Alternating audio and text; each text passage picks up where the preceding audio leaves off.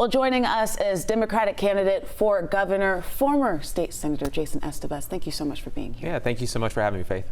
So, Mr. Esteves, you are on our TVs, on TikTok. You have the first major ad spend out of the Democratic governor's race, and the ads are everywhere. Yes. Can you talk about the timing of this? Why now?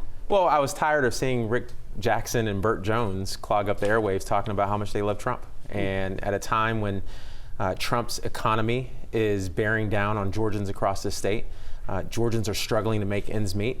I wanted to enter the conversation and talk about how we can do better than what we're doing in this state, and how we can make sure that we're putting money back in people's pockets, and how we can expand access to health care and make sure that we're investing in our children. And that's what my ad is all about. It's fighting back against Trump's chaos, and at the same time making sure that we focus on health, wealth, and opportunity. Yeah, and you don't waste any time getting to the president in your ad, mentioning him right off the top, saying that you will take Trump to court and pass legislation to protect families. Can we start with that first line, take Trump to court? Yeah. What do you plan to do there? Yeah, look, at the end of the day, Georgians need relief. And the state of Georgia, our governor, our attorney general have refused to file lawsuits against the Trump administration. And as a result, Georgians have missed out on relief, on necessary relief from Trump's economy. Just to give you an example, whether it's stopping the ICE detention center and social circle, that would put not only a strain on the community, but a financial strain on the community. The governor could file a lawsuit to stop that development from happening, and he hasn't. The CDC and our federal workers across the state, the governor and the attorney general could have filed lawsuits against the president to make sure that we restored some of those layoffs, like other states did. But Georgia didn't. And as a result, Georgians were impacted, we were harmed, and it was simply because of politics, because you have folks like Brian Kemp, Chris Carr, and Burt Jones who rather bend a knee to Donald Trump than to hold him accountable. And it's interesting that you mentioned Governor Kemp in that, because we know that Governor Kemp and the president have had their at odds. We know that Lieutenant Governor Burt Jones is very loyal. And we have another newcomer, Rick Jackson, just entering the race in February. And I want to ask you about this, because a lot of people said, he put a lot of money into this, putting that ad buy right at the top. A lot of people saying this is going to drive up prices for everyone else. It didn't seem to stop your campaign.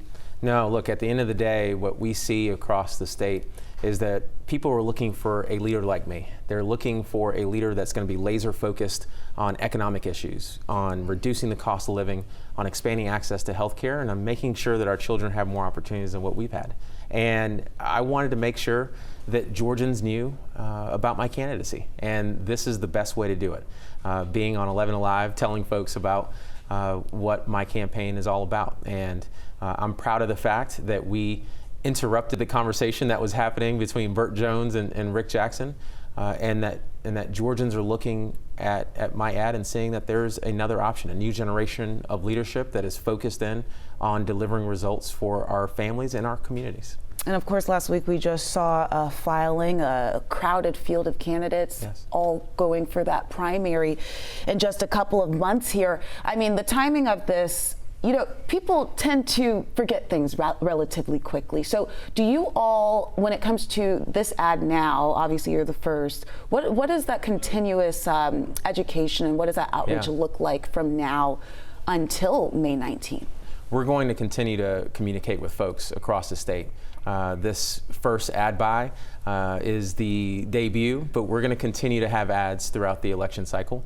We're also going to continue to do the grassroots organizing that we've been doing across the state. We're going to be knocking on doors, we're going to be writing postcards, we're going to be sending text messages. We're going to be meeting people where they are, Faith. And at the end of the day, that's how we win this campaign. We win by organizing, we win by meeting voters where they are, not just here in Metro Atlanta, but also in rural Georgia. And I'm proud of the fact that we've been crisscrossing the state, talking to voters about health, wealth, and opportunity, and how we can have more than what we're getting from the state government. And that's the important thing.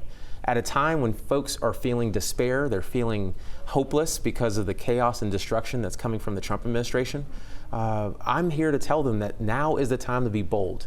Now is the time to demand more from the state.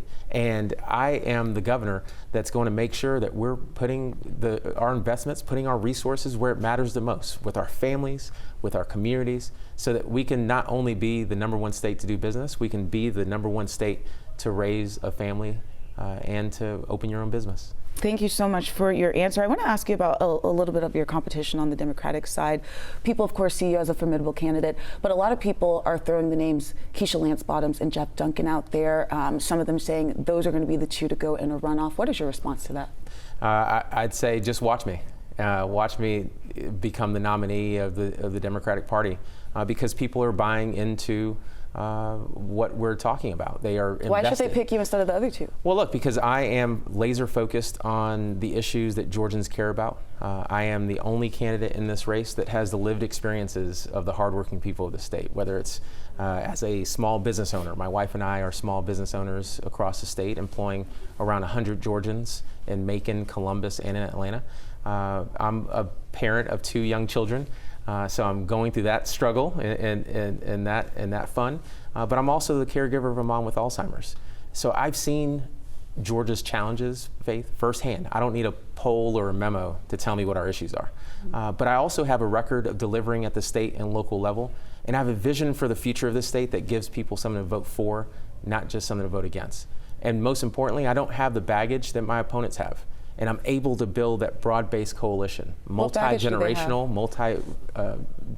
multiracial coalition. What baggage do they have?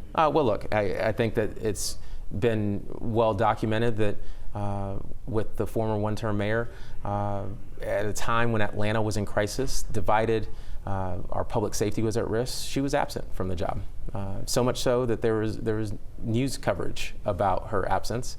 And then when she had the opportunity to fix it, she decided not to run for re-election. And former Lieutenant Governor Jeff Duncan is no different because he oversaw some of the worst legislation that this state has seen in the last decade, whether it's the deadly abortion ban that led to the deaths of multiple women across the state, whether it's campus carry that made our college campuses less safe, or whether it's voter suppression laws that made it harder for all of us to vote. He oversaw that legislation. And then when he started to see the light of day, instead of taking the opportunity to fix it, he decided not to run for re-election, and he cut and he ran. And Georgians deserve better than leaders who cut and run. Georgians need a leader that steps up and steps into the fight. And that's who I am. I am a fighter, and I've always run towards the fight in times of crisis. I want to ask you about passing legislation to protect families. I know a big theme of your ad was also affordability. Yeah. We saw a move in the House. Obviously, you're a former state senator, but we saw a move in the House this session where Democrats voted against a proposal from House Speaker John Burns to lower property taxes a little bit year over year. I spoke with House Minority Leader Hughley, who says this was just going to add on taxes on sales tax. There was not enough research here. This is why we voted against it.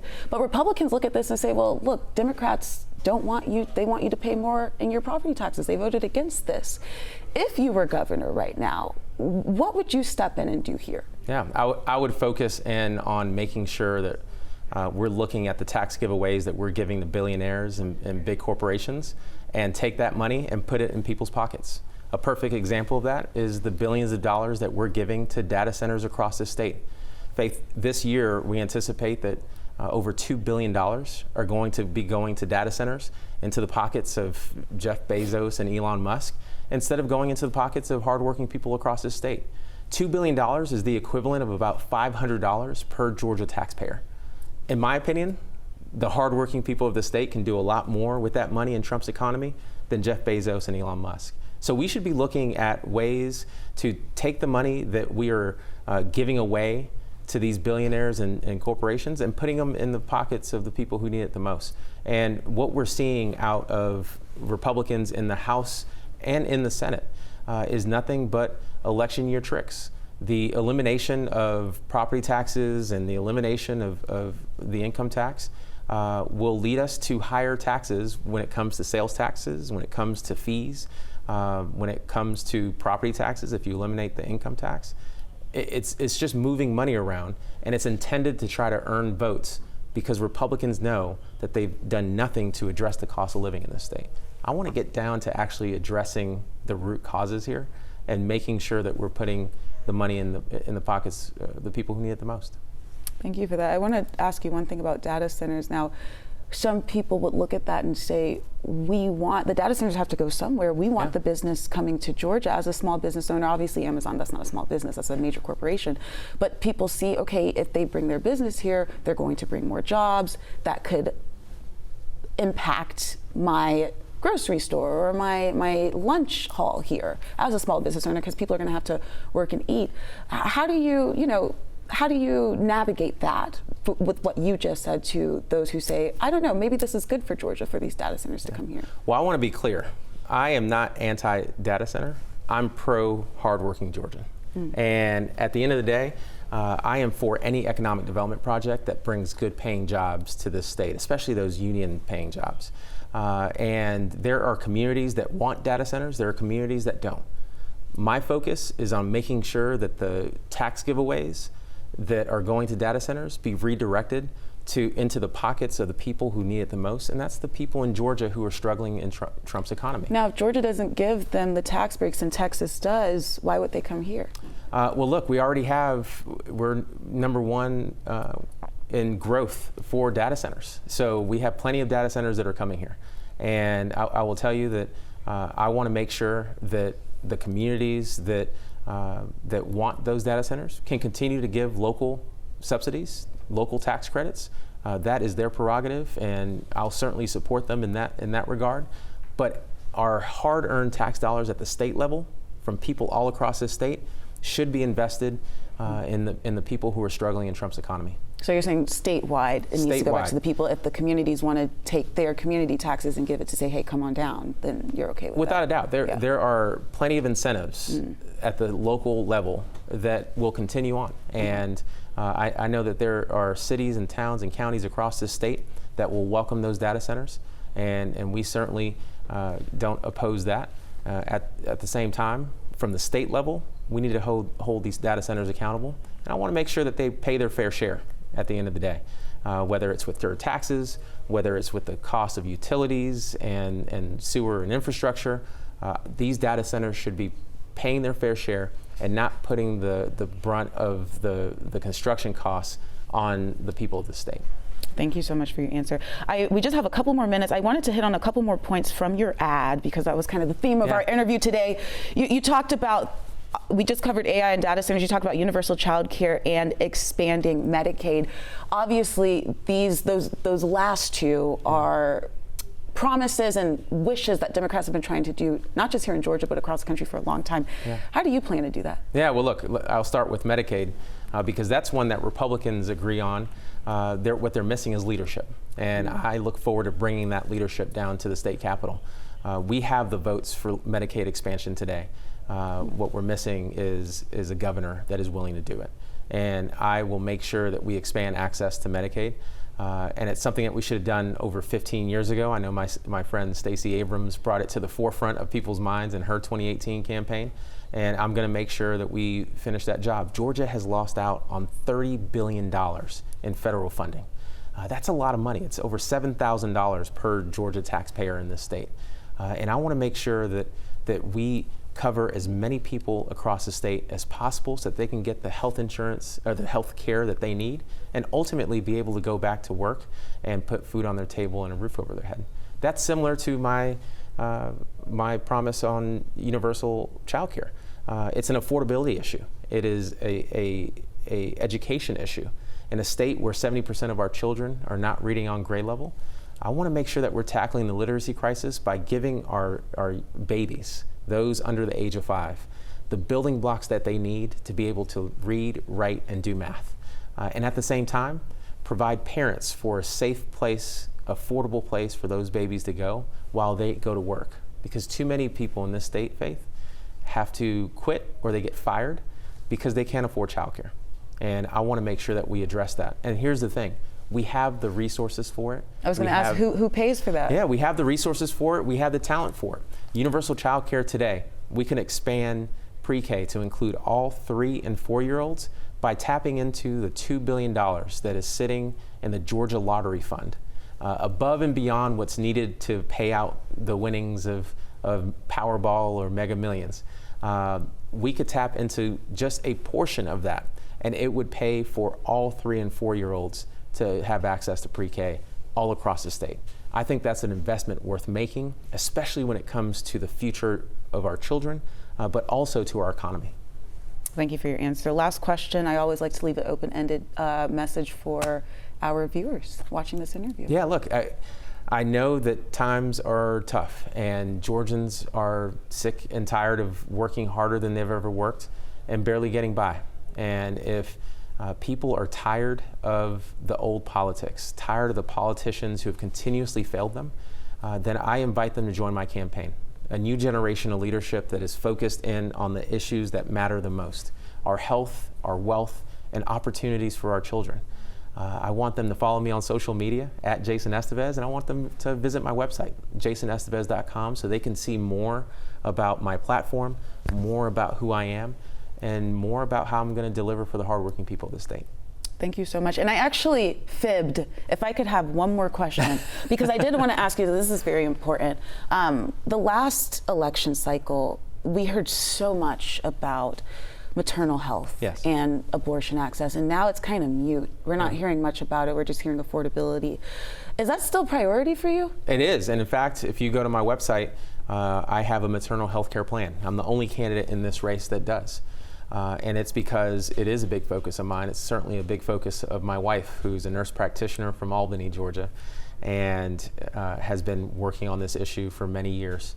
And what I plan on doing is on day one, taking steps to reverse the dangerous abortion ban that folks like Brian Kemp and former Lieutenant Governor Jeff Duncan advocated for and passed. That ban led to the deaths of multiple women, especially black women in this state. And as a result, Georgia is one of the most dangerous states in the country to give birth. We can change that, not only by reversing the abortion ban, but by expanding access to health insurance, by making sure that health insurance is paying for things like doulas and lactation coaches and birthing centers, and providing access to folks even in rural Georgia. And we also need to make sure that we're taking care of those mothers and those babies after the baby has arrived, which is why my maternal health care plan talks about paid leave. It talks about childcare, universal childcare, and it talks about ensuring that we are supporting families so that they are growing healthy and safe together. All right, Mr. Esteves, thank you so much for coming in. I appreciate you having me. Thank you.